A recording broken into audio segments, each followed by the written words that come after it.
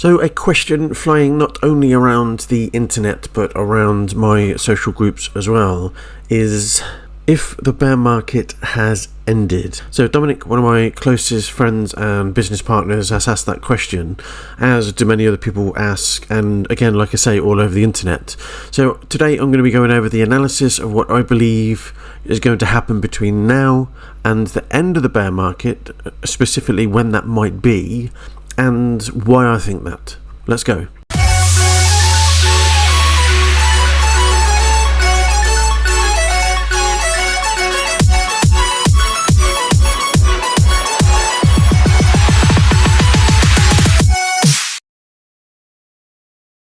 So I'm going to hop over to the daily chart. I'm going to draw out on the Bitcoin map slightly. Then I'm going to pull up this here, which is the dates of the previous halvenings. So this one here was the 28th of November 2012. Back to the Bitcoin chart. 12th of November 2012. Now this goes back to August 2017. So to change that, I'm just going to take away the USDT, choose Bitstamp. Usually the one that has the most history is the one at the top. I'm going to click on this, zoom out, must be, go back to 2012 if I can, double check that date, 28th of November 2012, then over to the next date, the 9th of July 2016, there you go, 9th of July 2016, the next date, 11th of May 2020, there you go, 11th of May 2020, and then what I'm going to do is try and predict when the next halvening is going to be. So that's the daily chart. I'm actually going to zoom out slightly, the weekly chart, and now you can see, remove the volume. So now you can see a clear pattern. So got to think of these as a bit of a trigger pattern, is that when the halvening actually happens, we're going to zoom into November 2012. Micro scale. So now, although the price is wavering between, let's say, nothing and $1,000, you can see an almighty pump from what was practically nothing. So this was about $13, and then the top was just shy. Well, it did actually hit $1,000. So that in percentage gain, let's do it to the full body of the candle, was 6,800%. That's from the day of the halvening to the top of the market. So move forward to the next pump, and again you see an almighty pump. So we're going to go from what was essentially $590 or thereabouts, top of the market, and you get 3,000% from the bottom of the market to the top after, well, the key point here is after the halvening, and then move forward in time again, which is today's money. We went from roughly $9,000 to the top of the market, which is another 600%.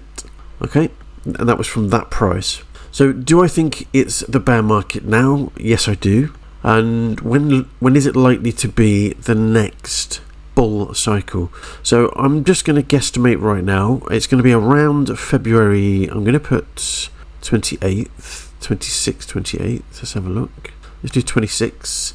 Of 2024, and then if you have a look at what happens on the run up to the halvening, this goes sideways for a while. This was the Black Swan event. I'm just going to chip back into the video. I have already recorded it. I'm just going back in to explain the days. Now if we go back to November 2012 and we measure from that halvening to the next halvening, we get 1,309 days. If we go from 2017 to the next halvening, you get 1,400 days. And if we go from 2020 to the potential next halvening, you get about another 1,300 days.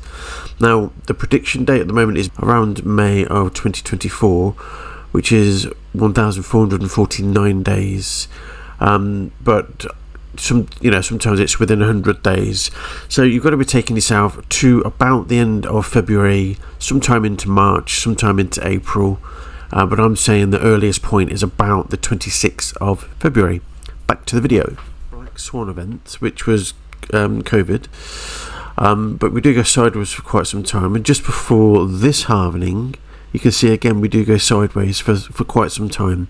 There's quite a jump there. And even before this halvening, again, we do go sideways for quite some time. And this is months and months. So I would suggest that between now and the next halvening, we would be going sideways at some point around here. So we can waver up and down right up until that point, but it would suggest that we are at the bottom of the market, but we're not at the end of the bear cycle. We do have something like 18 months to go. Again, having a look at these patterns, this is the peak of the halvening after the 4th of July. Well, it wasn't the 4th of July, but after July 2016, we got an almighty pump to the top, but I guess we dropped about 60%. So there's 65%. We dipped again a little bit before we came back up to the same price, but then we started to go up before the halvening, and this was, about 8 months before the halvening. So the price criteria dropped from between $5,000 and $11,000, and we wavered right up until the May of 2020 before we started going up. So some 8 months staying at the same price. Now this is an 18-month gap. If we go from the date of the halvening and go backwards 8 months, 28, so about 240 days. Put it about there. So we have about a year to travel at this price. Now, I would suggest, unless there's another black swan event or another pandemic or a crisis, that we are going to stay around this price. We are going to go up and down. We are going to see volatility, but for another 12 months at least, before we start potentially creeping up and then start seeing again the next top of the market. It would be nice to get above the $100,000 mark. So that's my thoughts. That's my analysis. There's going to be quite some journey to go over the next 18 months. Now, the reason why I say about the 26th of February, now, most people will be counting down the days until the next halvening based on the block reward and each block that goes by. Now, this is only an estimate, but on average, this far out from the halvening, you want to be cutting about 2 months off this, because this is only an estimate. So that takes you back to about the 4th of March of 2024. And as the days go on, this date keeps reducing. So that's why I'm putting it at about the 24th of February, or at the end of February 2024. Another thing that's handy to do is take a horizontal line, take the top of the previous bull run and the top, well, that's the top of the current one. This is the top of the one prior to that, and right down here, this is the top of the 2013 to 2014, and if you go along, we never dip below the previous price of the top of the market.